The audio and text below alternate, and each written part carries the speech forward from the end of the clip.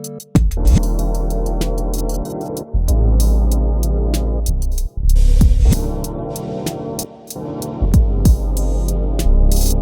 you like apples? Welcome to Do You Like Apples, your neighborhood podcast, where movies are your gateway and proximity is your value. My name is Billy Rock, and this is my co-host, Drew Wendt. Drew, as you know, it's Choose Your Adventure Week. We are going to see Disclosure Day on Thursday at 7 p.m. at Alamo Draft House and going to the cocktail bar, None of the Above After. You have your segment, Do You Like Cocktails, on our paid side. Are you going to request one of your self-made cocktails at the bar? Oh, that's a good question. Yeah. I probably will. I'm trying to think of a good one that could tie in with Disclosure Day. What's like a good cocktail that's like kind of top secret or something. Or maybe like a liquor that's like really I feel like you could just do a Malort shot because no one knows what that's made of. Yeah. That's good. So we'll finally be able to figure out what's in a Malort shot. Who knows what's in that? So that's perfect for Disclosure Day when it's a very secretive movie. So yeah, absolutely. Like all right. But as I just teased, we are doing all things Steven Spielberg this week, and we have a draft for you. But before we get into that Steven Spielberg draft, we got some movie news to discuss. The box office is popping off this year. May has had a historic month in terms of recent years. Biggest month of May since 2019. 2 young directors with amazing horror movies coming out, just killing at the box office. And then you have Scary Movie 6 that came out #1. You have Masters of the Universe failing. So what do you think Disclosure Day is going to do in the midst of all this? I think it's going to win. I know it's going to win. But it's funny to me that Steven Spielberg changed the game with Jaws in 1975, creating the summer blockbuster, and now he's competing with Kane, Parsons, and Curry Barker. What do you think? Yeah, it's funny. He used to be the young buck, and now he's up against the new generation of YouTube filmmakers. But yeah, he's been in the game so long. You know, he's seen it all, and yeah, I hope this movie will do well. I don't really have a sense. I haven't really looked at the box office tracking or anything. I haven't seen any early reviews or seen any word about it. I've like stayed blind and all that. I'm going to try to do that till this weekend. And yeah, I hope it is a big hit. I was looking at the release calendar around it, and there's not a whole lot else that's kind of in that lane of like a movie for adults that's like sci-fi-ish, genre-ish. It's like it kind of cleared out. Like the weekend after is Toy Story 5. I think that Hugh Jackman movie, The Death of Robin Hood, that's a little bit in that lane, but there's really nothing big that's coming until July, I think. So hopefully that gives this movie a big runway to be a hit with audiences. And obviously with seating at movie theaters now, you can just look and see what is filled and what is not. But with how diverse the release schedule has been to start the summer movie season, I feel like it could be one of those things where like, oh, I want to go see Obsession. Shoot, the 12 p.m. sold out. Let's see what Disclosure Day is doing. Shoot, that's sold out. Toy Story 5 is pumped, or is coming out. A lot of people are pumped. Well, my kids want to see that. Maybe dad goes see Disclosure Day. Mom takes the kids to Toy Story 5, whatever, and we'll figure it out then. But I feel like there could be some crossover that's not alienating to really any of the releases. I feel like Masters of the Universe is the only one. Like I had a bad opening weekend, and I don't think there's any room for it to maintain anything at this point. No. Disclosure Day kind of handles that spot a little bit more. Definitely more mature movie, it seems. I don't have much of a relationship to that toy or anything like that. Even though I did love the conversation on The Big Picture about that movie and toy movies and all that. I recommend that to listeners. But yeah, it's going to be a super interesting weekend as a result. And then the following weekend, Backrooms has dropped 68% into its second weekend. Obsession is down around 7%, but it's still higher than it was in its fourth and fifth weekend than it was in its first and second weekend. So that movie is just a whole anomaly. Yeah. But I wonder how Disclosure Day is going to have legs. It was actually really cool on Letterboxd when I was just looking up Disclosure Day. I wasn't going to read anything. All of like the big critics I follow on there have 0 ratings for it. So you can tell they're being told You can't do anything until the day before. But early reactions on Twitter and such have made it that this is a quality movie at the very minimum.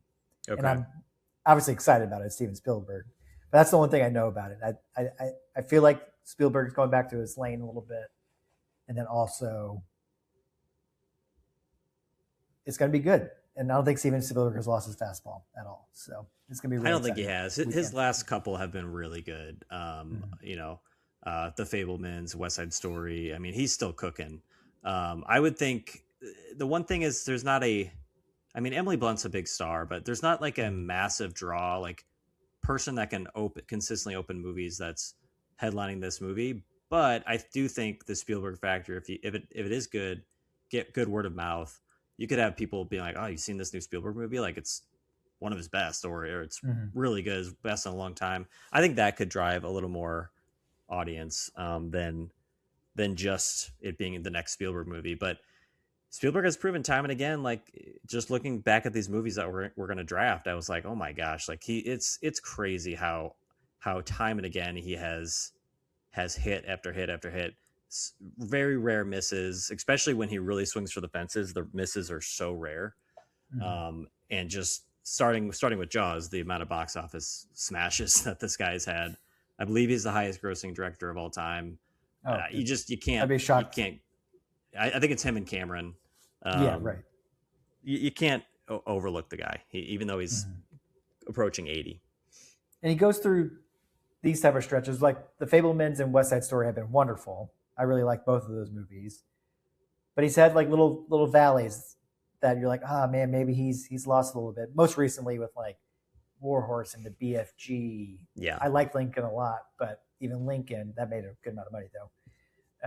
There's just that stretch. I was like, buddy, Ready Player One. What are you doing, my guy? Like, I don't think you understand what we want from you, and your interests aren't aligning with what has been constant throughout your whole career, which is creating big hits. And I think with this, he's tapping into something that is completely unconscious. I mean, I don't listen to Joe Rogan, but every clip I see of him, it's half the time it's him talking about if aliens are real.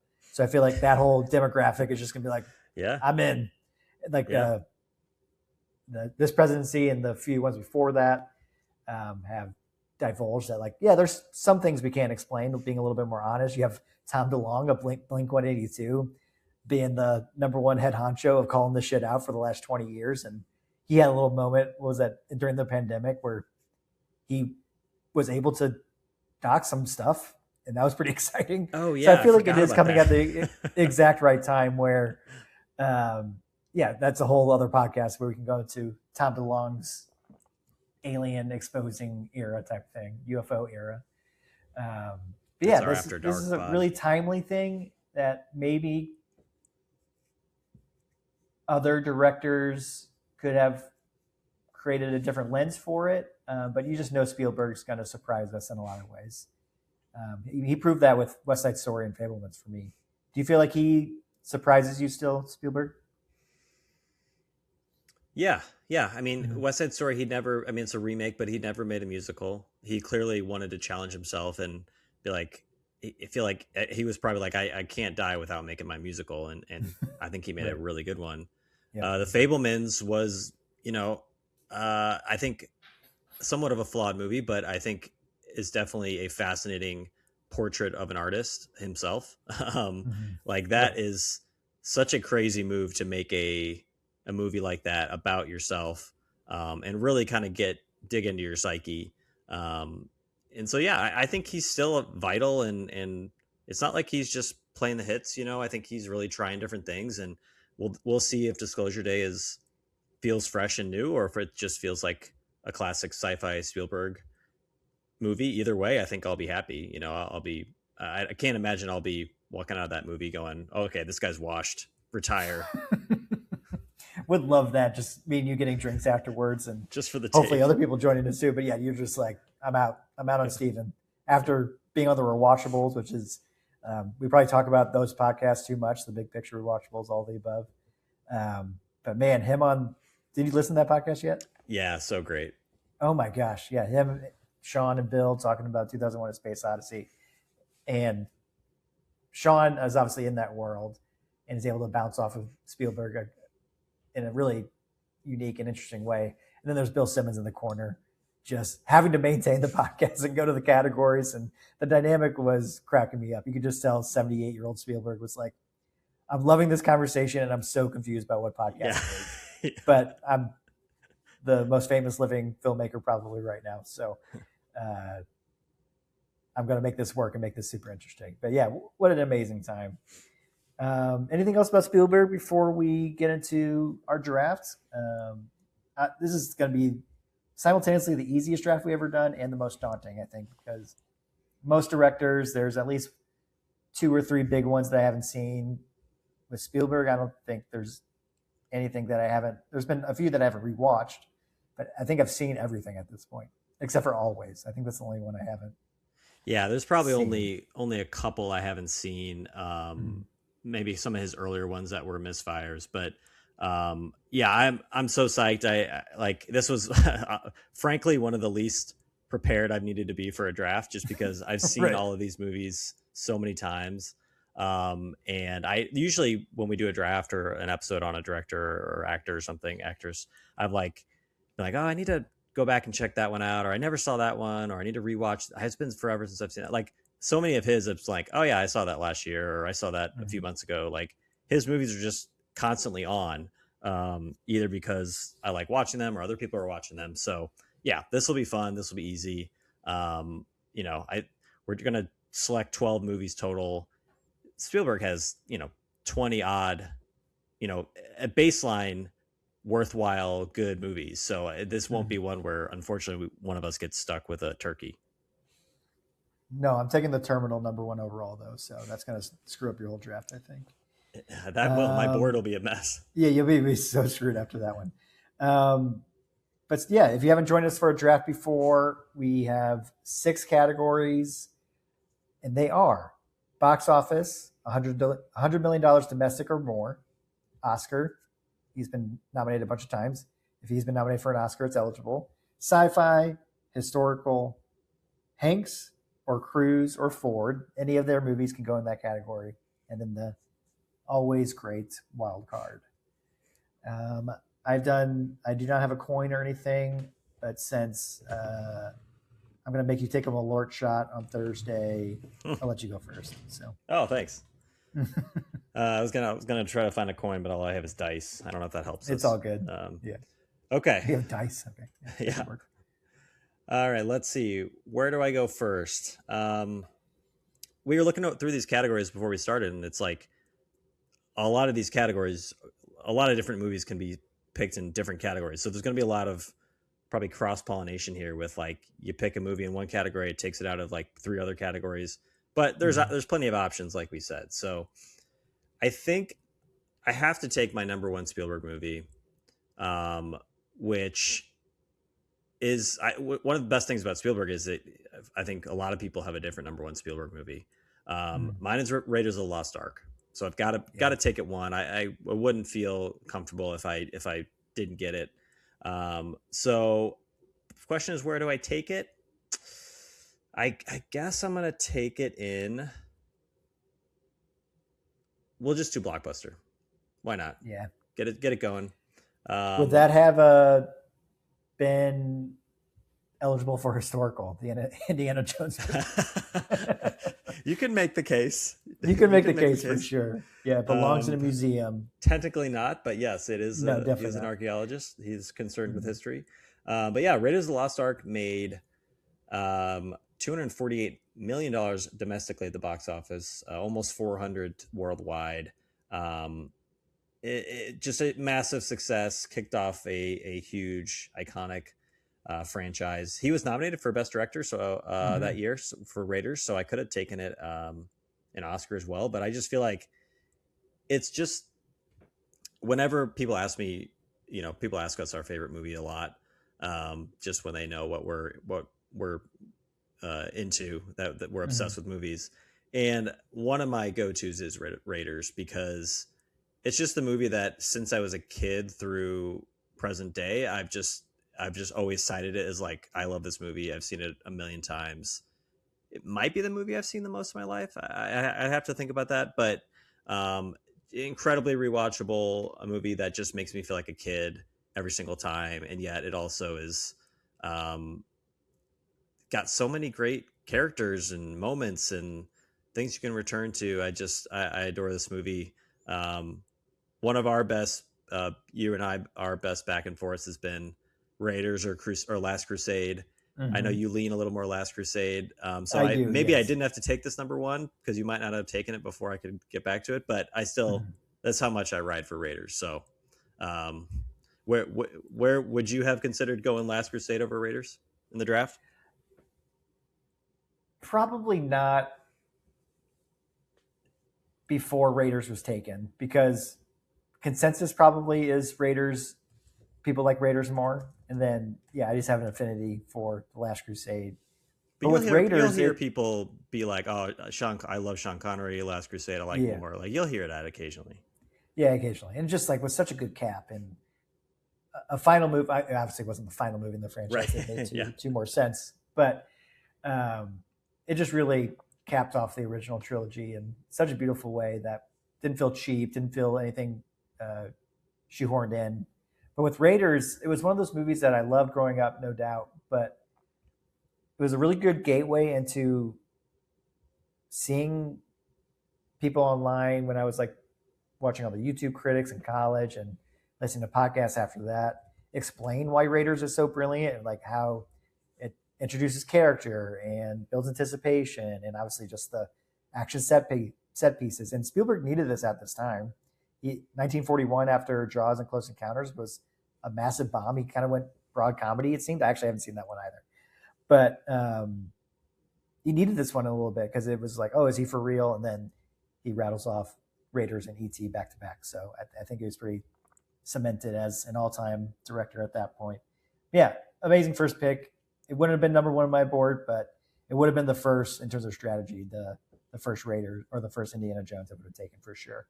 So, but I am glad you put it in a box office. So we'll see how that works. Assuming if I can force your hand to take two Indiana Jones in the same category or in the same draft. But I'm vamping a little bit. I don't really know where to go because he's got so many bangers. But I think I'm going to go with my maybe not favorite because Jaws is my favorite, but I'm not going with that one number one overall. It's a draft. We're going to have you all vote on it. I got to go Jurassic Park and box office. It is. Okay. It's the most electric movie I think I've ever seen in totality my entire life. Just like it coming out in 1993. Let me look at that again real quick. 1993. Mm-hmm. Just probably seeing that 2 years after it came out. I don't think I saw it right when it came out. I don't think I would have remembered that time if I did. But just transformed, edge of your seat, way too scared as a kid of it. And then just allowing that to follow through to adulthood with my roommate, Ryan, intro music creator. I remember I had it on one day when we first started living together. And he's just not a big blockbuster fan. But once it got to the scene with the projector, they're eating the fish and all the characters are talking about like the philosophical look at what Jurassic Park is. And Dr. Ian Malcolm just has an amazing monologue putting everybody up against the morality of this story. And he sat down and he was like, that was awesome. And I was like, yeah, Spielberg can bring it every once Jurassic in a while. Park. Like, in a smaller sense. And when the T-Rex came on, I think he lost interest. It was just crazy to me. But this movie from beginning to end is just a complete masterpiece. And unfortunately, it wasn't nominated for any Oscars besides special effects. But I didn't want to cheapen that category by taking it in special effects, even though maybe be eligible. But love this movie. It's perfect in my eyes. And I want to get that on my big board for sure. It's his highest grossing movie worldwide. And which makes sense. You know, he kind of innovative and also like crowd pleasing and just a classic for a very obvious reason. And I had a very similar experience with it. Saw it as a kid, maybe a little bit too young, but just enough for it to really make an impact and like imprint on my brain. There's only a few movies that I feel like I've kind of rewrote in my brain like what a movie could be, and Jurassic was probably the first one of those. So yeah, just an absolute banger. Probably I would say top 3 for me. Spielberg. I may have taken it second, so good pick. You took it in Blockbuster? Yes, Blockbuster. Okay. Okay, my next pick, I'm going to do something weird. Not weird in the movie I'm going to pick, but I'm going to pick a movie in Wild Card. Okay. And I'm only doing that because I just realized I obviously did not fully think this through. I'm going to pick Jaws, and I'm going to put it in Wild Card because that's a good call. I don't think Jaws is available in any other category. It's not. It's not Oscar nominated. He wasn't nominated for an Oscar. We both of us have already picked Blockbuster. And I don't think it falls in the other category. So I'm gonna pick Jaws and Wild Card, which feels strange. Honestly, banger pick. Yeah, because Raiders and Jaws right off the bat. I mean, I don't know what most people would think of firsthand with Spielberg, but those probably the first two. That or Jurassic, maybe. Yeah, Jurassic. One Best Picture for Schindler's. Like it's. I would say Jurassic and Jaws with Indiana Jones, the trilogy, is kind of a third there. But I thought you were going to go Jaws because it's my favorite movie of all time, probably. But it's more of the strategy thing. I wanted to get Jurassic Park. I want to get the votes, and of Spielberg movies, Jurassic Park might be second. So it's I wanted to get the one from our generation that is going to be the biggest vote getter. So I'm selling out a little bit. Wow, yeah, you're just completely cynical Billy over here. Oh yeah, exactly. But also praising the hell out of Jurassic Park. So, but like Richard Hammond's, spare no expense. I'm selling out. That's right. That's right. Yeah, I mean, what can you say about Jaws? Absolute classic. One of my favorite movies to watch. Like I try to watch it if I do get around to it. I try to make a point of watching it in the summer just because it's one of the absolute best summer movies. And yeah, you can't go wrong with just putting on Jaws. I don't know. I mean, the last time I was watching it, I was like, how soon should I show my son this movie? He's only 5, but can I sneak it in when he's 7? Like, is that too young? 8? It's scary, but it's like, but I also think like it is like some of the moments like some of the moments are a little more mature and like it's not just a fun blockbuster movie. Like it is very character based for such a massively accessible movie. So yeah, Jaws is a classic. And yeah, do you have a scene from that movie that you kind of point back to the most that you're like, man, makes it perfect? Yeah.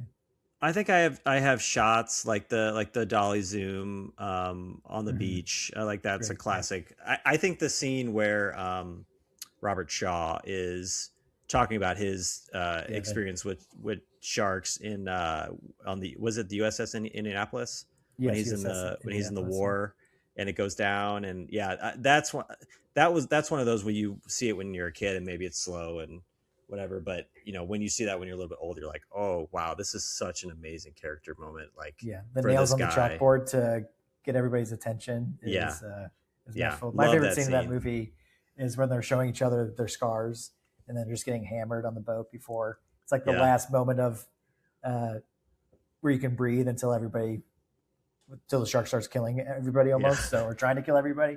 So really just amazing movie. I saw that at midnight one year at the High Point, and awesome. I think I went with my friends Dan and Rob. I think Dan had seen it, but I know Rob hadn't. And the scene where the face comes out of the boat when they're scuba diving, Rob like legitimately had the best jump scare I've ever seen in a theater with someone. Oh yeah, it was perfect. He like really reacted to it. And I knew it was coming, so I was so excited. I was really hoping that people around me would jump, and it got the crowd good. And Rob really fell for it, which was nice. Just what a masterwork. So great pick. I think Wild Card is out early, but with Jaws not being able to go anywhere else, I think I can't believe I got your favorite movie. That's really weird. I know, right? I'm selling out a little bit. All right. I could have taken Jurassic Park in sci-fi. That could have left. I wonder if I would have put that there if you would have taken Jaws next. I think you would have still, but I'm going to go his follow-up feature after Jaws. I'm going to put it in sci-fi. Close Encounters of the Third Kind. This is kind of my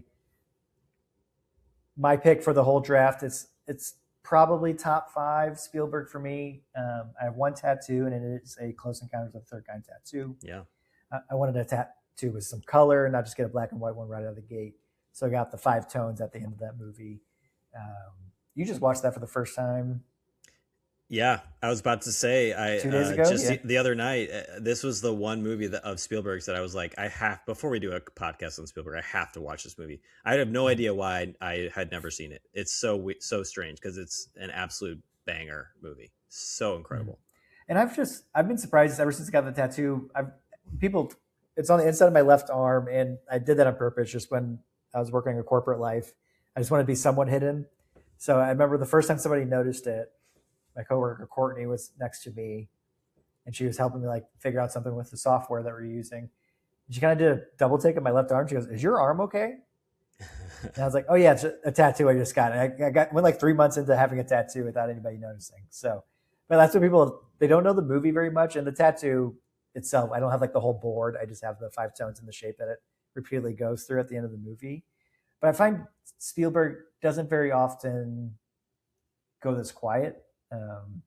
He loves an adventure. He loves action.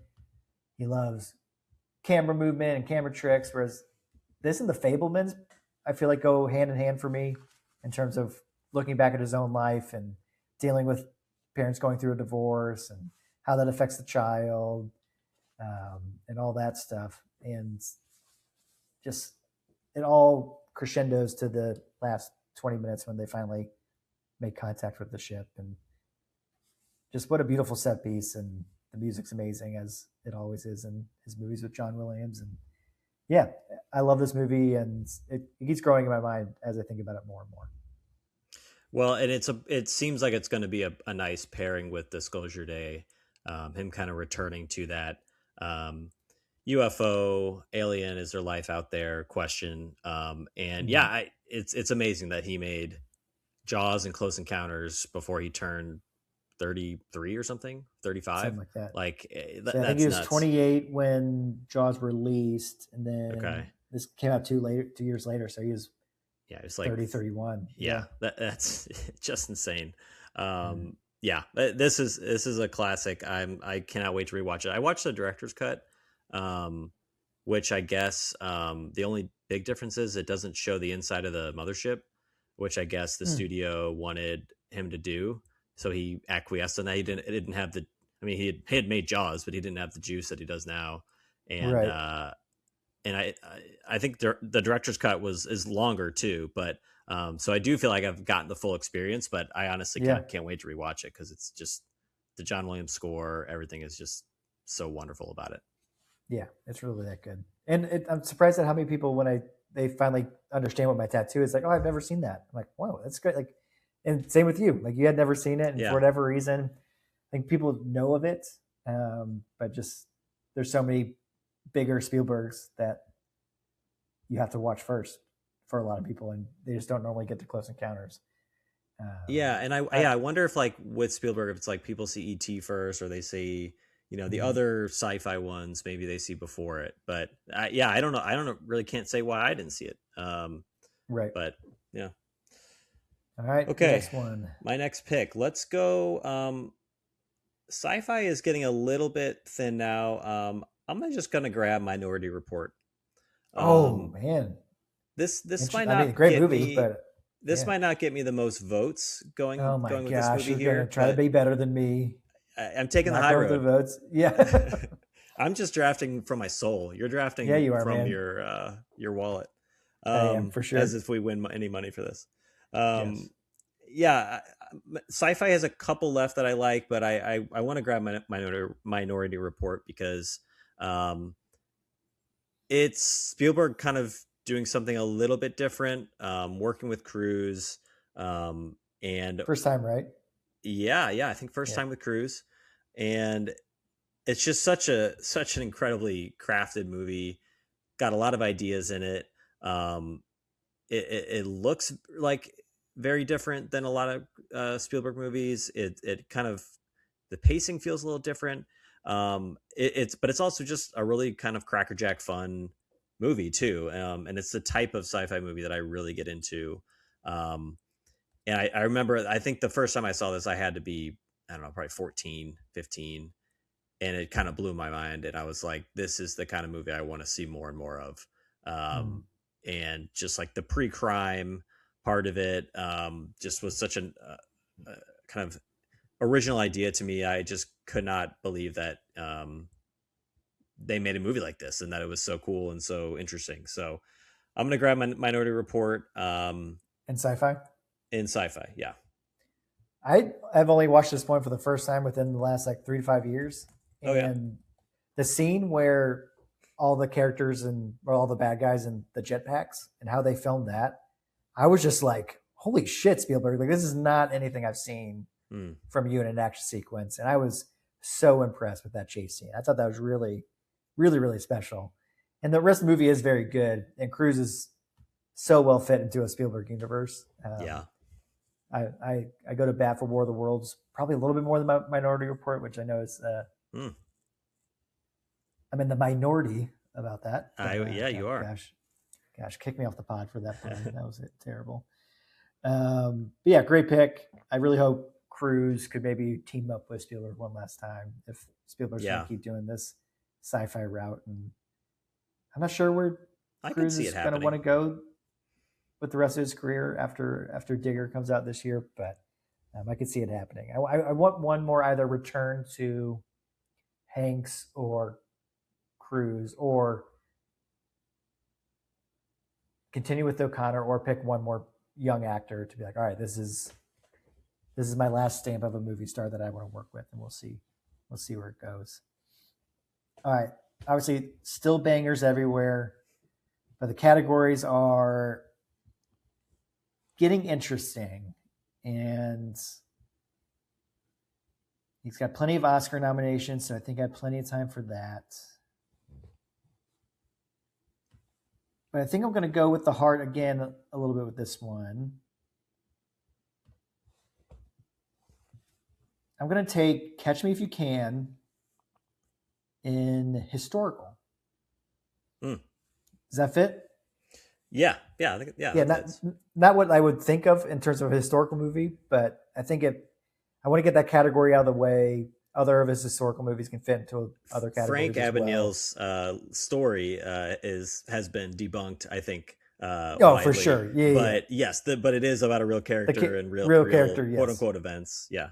Yeah. So it's kind of like in that Once Upon a Time in Hollywood, Inglourious Basterds type of mold, where it's like, go along with the story with maybe some real characters in and out, but overall, you're probably getting an embellished story. But right, Hanks and DiCaprio together is a sight to behold.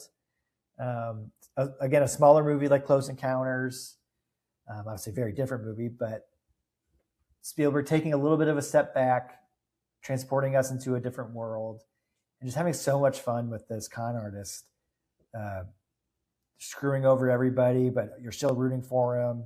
Yeah, this Christopher Walken, I think, maybe gives the best performance of his career in this. That's probably a hot take, but just love him in this movie, and how it works up against that generation to a new generation. Again, dealing with divorce, as Spielberg likes to do in all of his movies. But the energy of this movie and the back and forth you get between DiCaprio and Hanks is such a wonderful passing of the baton, maybe, but you don't get these interactions between two legendary actors all that often. And if it does happen, sometimes it's disappointing. And here, it gets better with every watch for me. It's getting in, like, it's going up in the list, I think, for a lot of people with Spielberg. I think it started when it came out. It was like great, but middling for Spielberg. And now I'd say most people would have it close to their top 10. And I know it's doing a quick ranking in my head. I think it'd be my top 10. I love this movie. It's really great. Yeah, it's in my top 10 too. Yeah, I mean, just two massive movie stars in a Spielberg movie, and a kind of a fun con man caper is just, how is that not going to work? So yes, such a fun movie to watch. It's the kind of Spielberg you can put on with pretty much anybody around you and they will enjoy it. That right mix of like Spielbergian like youthful like story and character, and then also like maybe some becoming a little more mature in its themes and what it's exploring. So DiCaprio, one of his best. I think he's absolutely sensational and probably underrated, honestly, his performance in this movie. Like obviously it's like a movie star performance, but I think what he's doing in this movie, especially at such a young age, is just incredible. Right. So you took that in historical. Historical, yes. Okay, I know where I'm going next. I'm honestly a little No surprised. hesitation. Yeah. No hesitation here. I know I'm actually a little surprised it lasted till round 4, but I got to take Saving Private Ryan. Yeah. Gonna take it in Hanks or Cruise or Ford that makes sense. category, because I do feel like that category is getting a little bit thin now that Minority Report, Catch Me If You Can are off the board. And this is one of those that could have fit in Blockbuster, Oscar, historical, or this category. So one that was widely available. I just rewatched it for when did I do that? It was a couple years ago, but was really glad I did, because and it had been a while. Like I think we always joke it's the kind of movie they roll the TV out at 7th grade and put on the D-Day scene. You're like, I'm scarred for life now. Thanks. Yeah, I'm in 5th grade. Yeah, I'm not ready for this. Yeah, it's like it should be like a sex ed class. Yeah, you have to like sign a waiver, like you're going to talk about this. Like, Saving Private Ryan should be that as well. Yeah, exactly. Carnage. But no, that's not happening. Being torn off. Yeah, insane. But yeah, obviously, really good movie. For me, it's just hard to. With that opening sequence, it's like, how do we get better from here? And it just can't. But really, obviously, amazing opening sequence. And Hanks, I would say I like him a little bit more in Saving Private Ryan. He's just like, other characters get to cook, have more of a personality. But him in this one, it just has a steady presence, is unmatched. He is, yeah. He's so crucial to what the movie's doing. And yeah, I think I rewatched it because I was like, is it just the great opening scene and then there's the rest of the 2 hours of the movie or whatever? But I think I really kind of locked in the last watch to the rest of the movie, and I kind of remembered how much I enjoyed the rest of the movie, and kind of focused on it more, and was like, what he's doing is awesome. And I'll the characters, the side characters, Matt Damon coming in at the end. I just think every choice Spielberg makes in this movie is so good, and obviously it was a massive success for a reason. Saving Private Ryan and Hanks or Cruise or Ford. Great pick. And just last thing on that movie, it's like, because he's such like a calming presence as a human, I always forget that he has this type of visceral filmmaking in his bag.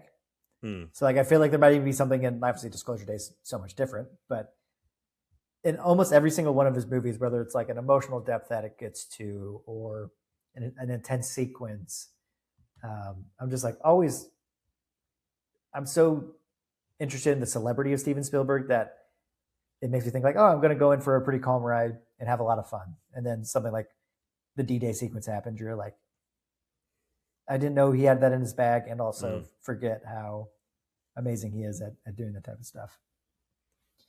All right. I'm glad. That's a great pick. I think I'm going to go with Oscar and take E.T. the Extraterrestrial. Again, similar to Saving Private Ryan, surprised it kind of lasted this long. This is one of those movies I remember as a kid watching, enjoyed, but fighting back against a little bit. Being like, everybody loves this movie. There's better alien movies. What are we talking about? I outgrew E.T. I'm not a little boy anymore. Let's go into bigger and scarier movies, better alien, in quotes, invasion movie. And then rewatched it. I've watched it 2 or 3 times as an adult. And then my nieces, I didn't watch it with my nieces, but I know my aunt and uncle, their grandma and grandpa, showed them ET, and just like hearing them gush about it, I'm just like, man, you can't get better than this. This is, Yeah. I wonder with inflation, which one is made more money, Jurassic or ET? I think it's ET or Jaws, kind of like in that conversation. ET was just such a sensation from what I remember researching and all Yeah, that. ET is his most domestic grosser. Yeah. 438 million. Yeah, and Jurassic was just over 400 million. Yeah. Now, and then his first, let me look at his IMDb real quick. His first, no, he was nominated for director for Close Encounters and Raiders of the Lost Ark, but his first Best Picture, E.T. So, oh, wow. Yeah, so amazing movie, love it so much. A movie I'm excited to, like, it just has stand the test of time, and glad to get one of his biggest movies on my list after taking a couple smaller ones back to back. Yeah, this is one that I saw when I was young and I liked, but for whatever reason, it's not one that I've returned to a lot. I think I've seen it relatively recently, but not one of those like core Spielberg movies for me, which I know it is for so many people. And I frankly, I owe it a rewatch. It's been too long since I've seen it. It is. So it's not like for your son and daughter. It's not like all right, got to have the ET queued up once they're. No, it's not. Although I'm probably getting close. I could probably show it to them. The older one pretty soon. So yeah, I do need to, just so that they can experience it and I can rewatch it. But yeah, it's. I mean, you can't really argue with ET. It's it's Spielberg in his bag, doing exactly what he does so well. Mm-hmm. Best child director of children of all time, maybe. Oh yeah, we should talk about that. Yeah, I mean, ET is the exhibit A, really, in that argument. And if you want a good YouTube, look up the audition tape of I forget the kid's name. Oh yeah, of the child actor getting the job. Yeah, I've seen that. Yeah, it's really good. But yeah, like literally, I think in the clip you can hear Steven Spielberg behind camera just going, "All right, you got the job." Like it was just like, immediately. Right, that's who is going to be the star of this movie. So amazing. But yeah, you look at Jurassic Park has a couple kids throughout the movie. Close Encounters kid doesn't do much, but he's in most of it. Yeah, exactly. And even in Jaws, where like they're making the faces at each other in that really awesome scene again before where Schneider goes on the boat. And, he just always has. Who can forget the kids on the beach on the D-Day scene and Saving Private Ryan? Like Jesus Christ, so many great kid actors. I was trying to think, what's the one movie I could pull out that there would absolutely be no kids involved. They were just kids out there. Yeah, no, you're right. That's true. They were. Man. Yeah, some of them probably were like 16 years old. Yeah, lying about getting into the war. Man, yeah. You don't show that dark humor from your side all that often. Yeah, sometimes you got that got it out, I like it. Yeah, we're professionals. Okay, so I have two categories left. I have historical and Oscar nominated. I'm going to go historical. Maybe not one that another one that I think I got to go maybe a little bit more personal pick than the classic pick. I'm gonna go, although now we are getting down to like movies that are not like his all-time most popular movies. So I'm gonna go Lincoln in historical. Interesting. I don't know if we've talked about this movie much. I know some people maybe don't. It's not one of their favorites, but I've seen it a couple times, and I just have been. I remember in the theaters, I was amazed by it. I watched it a few years ago, just pretty astounded by like what he did with this movie. And like, obviously the Daniel Day-Lewis performance speaks for itself. But I just think how nuanced it is, how full of ideas it is. It just feels like the kind of movie you should make about Lincoln, not the like cradle to grave biopic, but like taking a snapshot of his life and kind of zoning in on what made Lincoln so special, and also complicating that idea. It's not just hagiography about Honest Abe. It's definitely complicating it's making him into more flesh and blood than I think a lot of filmmakers would do with a titanic American figure like that. So, and then the amount of like that guys and supporting players, you know, Adam Driver's in this movie for a minute. Like there's so many different like Jeremy great Strong, actors right? and actresses here that like, of course, I mean, of course there is, like, it's a Spielberg movie about Abraham Lincoln. So of course every actor wanted to be in this movie, but that just elevates it for me. Just having the amount of talent on screen and behind the camera, it was, you know, I think makes this movie worth it. Yeah, I saw it in theaters as well, and that's the only time I've seen it. And I remember leaving, and be like, "Yeah, good time, really impressed." But over the years, I think mainly because of you, and then other people have just been like, "Rewatch Lincoln." Like it, I would, yeah, yeah, see what you think. maybe similar to Catch Me If You Can. Starts in the middle, starts growing up people's lists as you kind of get the perspective of his career and all of that. But man, picking that over Schindler's. Yeah, that it was between those two, and I Schindler's I haven't seen it forever. I've only seen it once, and obviously it's the more iconic movie, the Best Picture winner. But yeah. So where are you thinking next? Are you leaning? What are your categories you have left? I only have. What do I have left? So you took Lincoln and historical. You have one pick left. So I just have Hanks or Cruise or Ford and Wild Card. So I'm just going to go ahead and get Last Crusade out there. Knew it was coming. Yep. Yeah, so I knew I was going to have that one towards the end, unless you were going to double up in Wild Card, but you smartly took Jaws there. Yeah, I think it's the better Indiana Jones after Temple of Doom, which I have a soft spot for because it's just like Spielberg being like, I'm kind of angry at the world, I think. Temple and of he's Doom just is like, I'm going wild, to make man. this super mean, gross movie that somehow kept the PG-13 rating. Didn't it create the PG-13 rating? Oh, did it? I think it had like invented the PG-13. Interesting. Rating, I didn't realize that. Yeah. Which, totally deserves it. Holy shit. That's crazy. Yeah. The hand through the chest, taking out the heart. It plays on cultural tropes of a lot of different tribes that don't age the best in Temple of Doom, but kind of rights the ship a little bit after that one. Going back to the classics and adding in a needed element for a Raiders movie is a little bit, or for an Indiana Jones movie, is a little bit more emotional depth. And I think that's where Last Crusade gets there. It has the benefit of being the last. You're trying to do some callbacks in the story.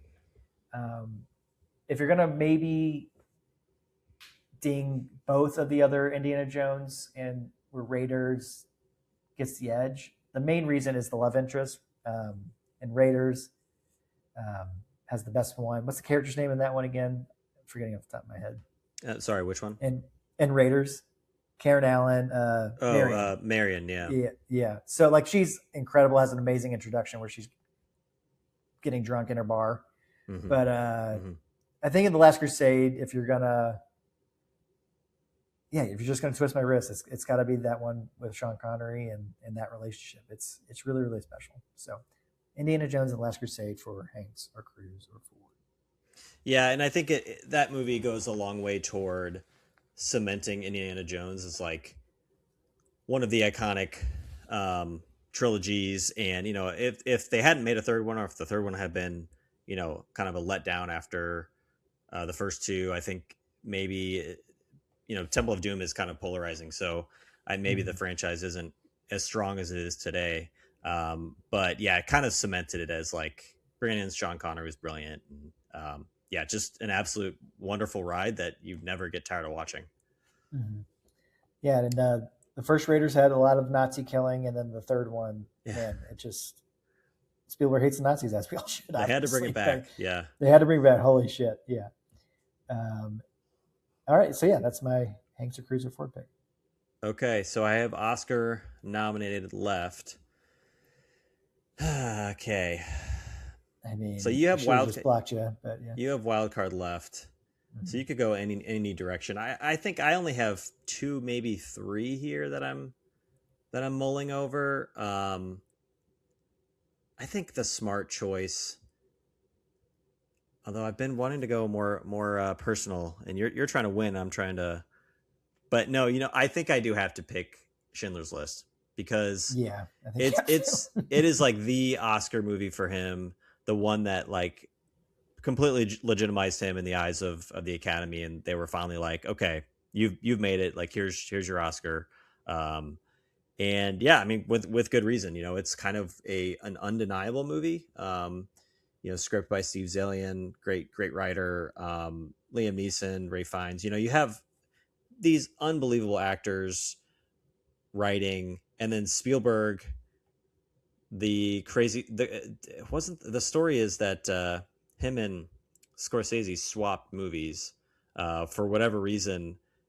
Scorsese had the rights to Schindler's List, and if I'm wrong on this, we can cut this out. But Scorsese had the right to Schindler's List.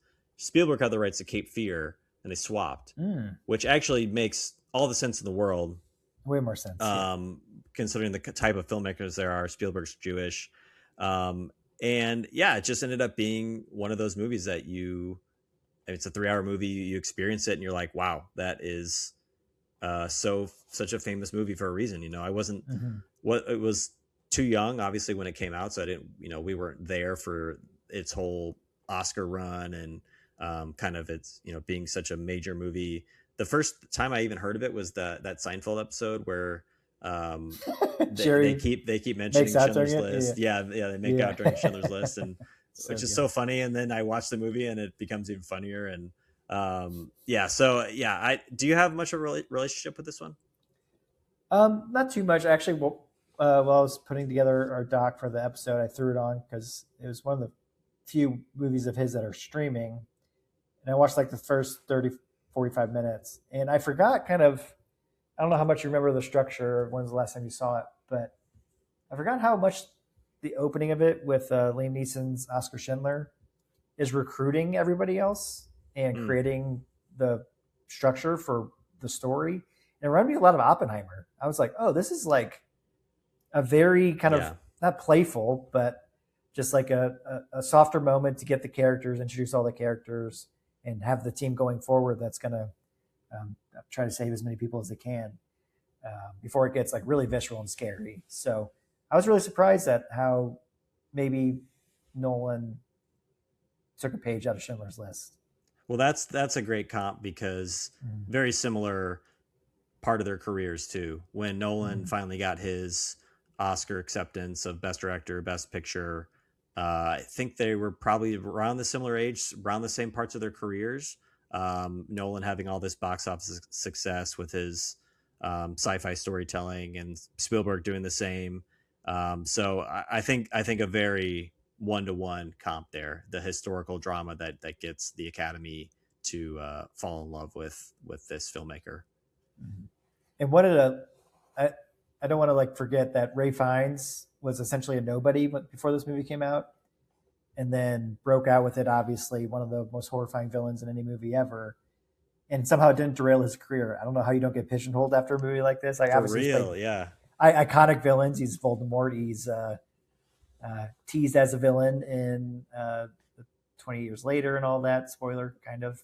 But man, that's how good he is, though. Like he can kind of go in and out of that. So scary, and just a really impressive performance. All right, this is fun. Wild card at the end for Spielberg. So many ways I can go. Holy shit. You have a lot of. Just talk through your options because I can't pick anything else. So where's your thought process?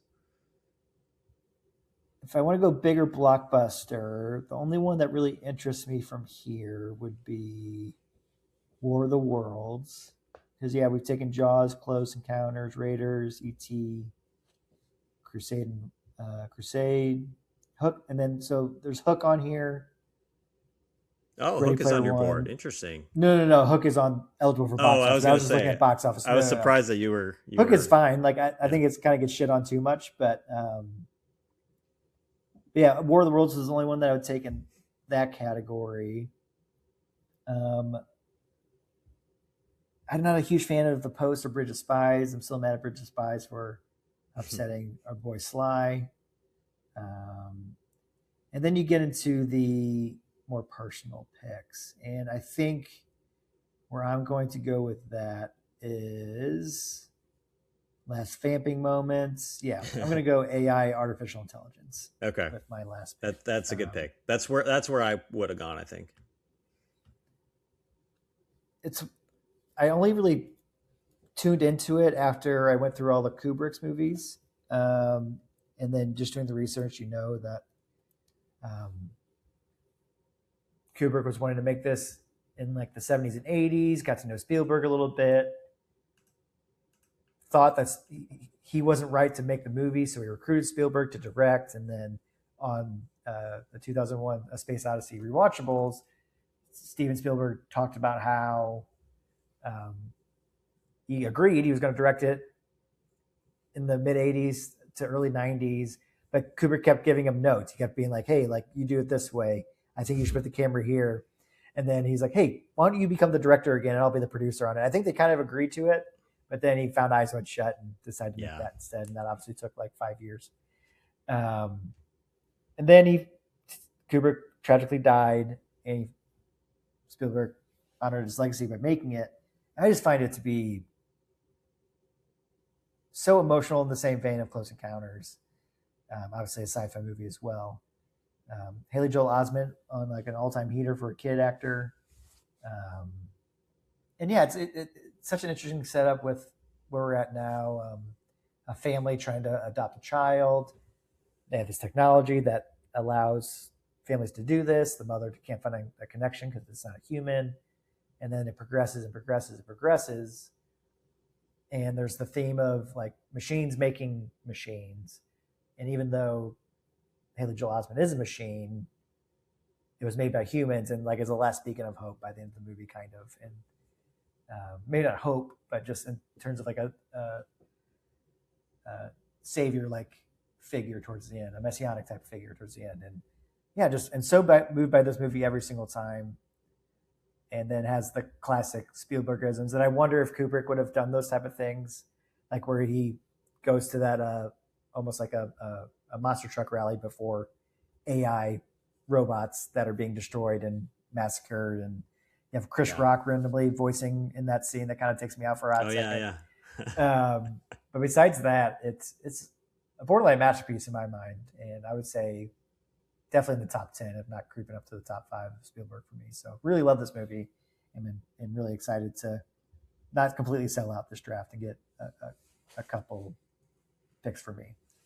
Yeah, this was one I only watched a couple of years ago. I think I watched it we did that 4 for 4 miniseries on the pod.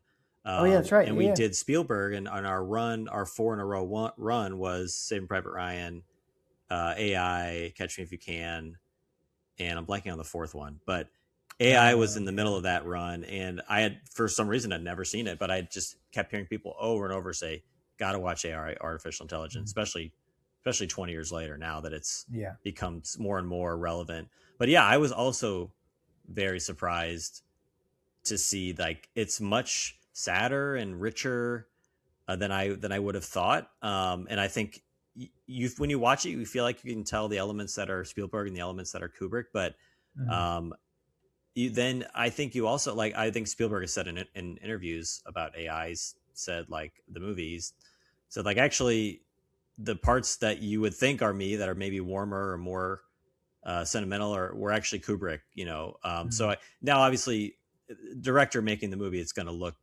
Kubrick making the movie, that kind of, those scenes are going to look different and feel different. But I think it's kind of a beautiful synthesis of those two filmmakers, that movie, and is such a nice tribute to Kubrick that I feel like this movie should have an even bigger footprint than it does.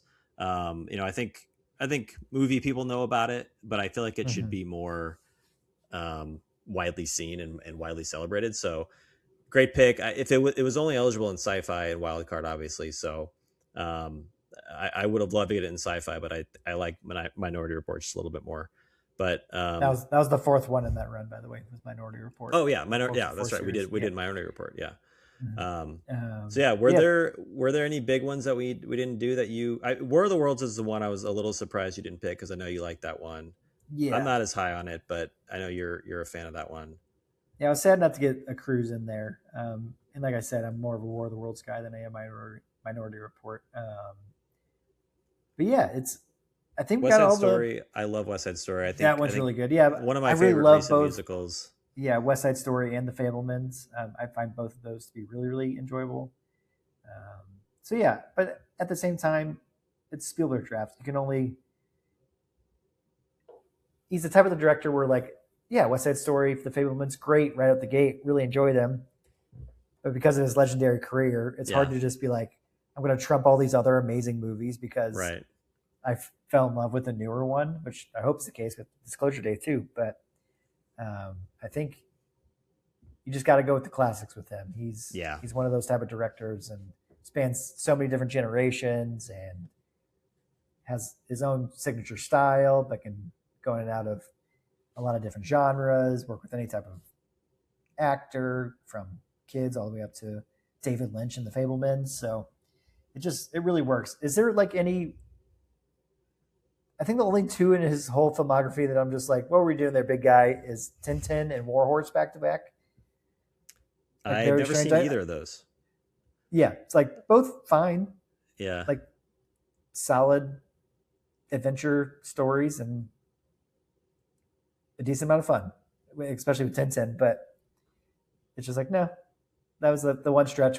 And then the BFG came after Lincoln and Bridge of Spies. So he had a decent bounce back with those two. But yeah, he's made some curious choices in the last 20 years that have been like, you're trying different things, new technologies, but it just has not worked. I think he's like you said, he's had periods like that. The Color Purple, I think, was a misstep. I think it's not a terrible movie. It's just like feels very staid and like has none of that Spielberg pop.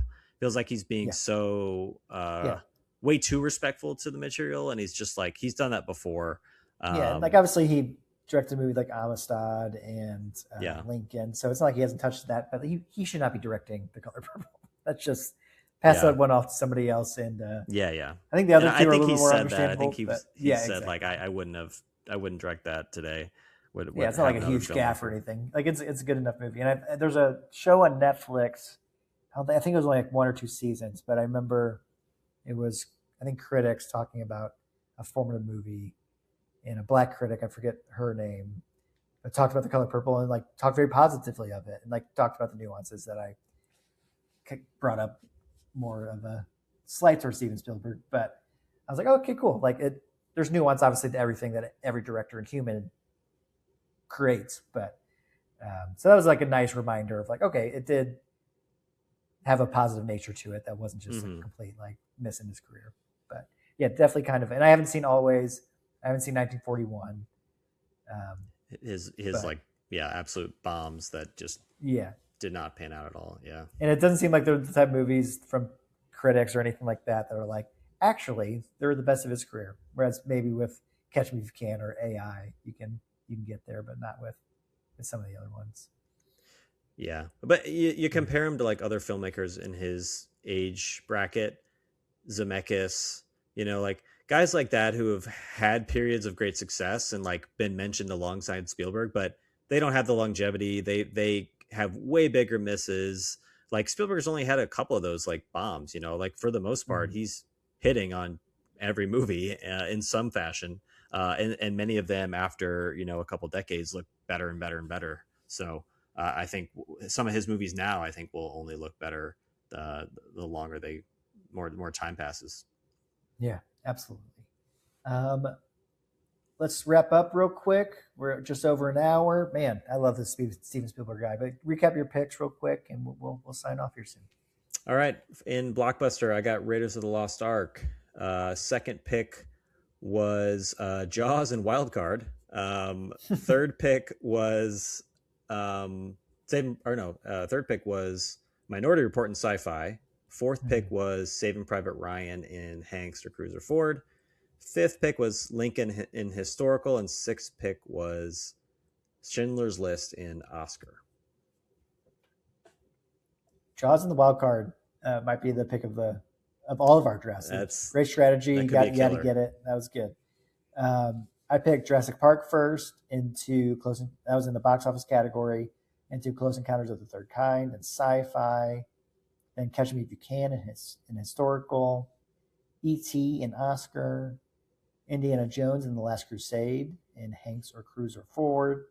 And then AI, Artificial Intelligence, in Wild Card. Thanks everybody for listening to this podcast on Steven Spielberg. As you heard up top, it is Choose Your Own Adventure Month. Drew and I are seeing Disclosure Day at 7 p.m. at Alamo Draft House and going to the cocktail bar Speakeasy called None of the Above afterwards for a drink. The spirit of the month is inviting friends to go to the movie. You see the same movie or different. That's a big part of it as well. But you have to get a bite to eat or a drink before or after. We're doing this all month long. We'll talk about our next week's version of going to see a movie and doing all that. And then soon to be an announcement of something very big at the end of the month. So keep an eye out for that. I think we'll be announcing that on Friday. And yeah, I hope you guys can join in at some point, get your own crew together, and we'll keep going. Drew, thanks so much for talking Steven with me, and we'll talk next week. All right. See you later, guys.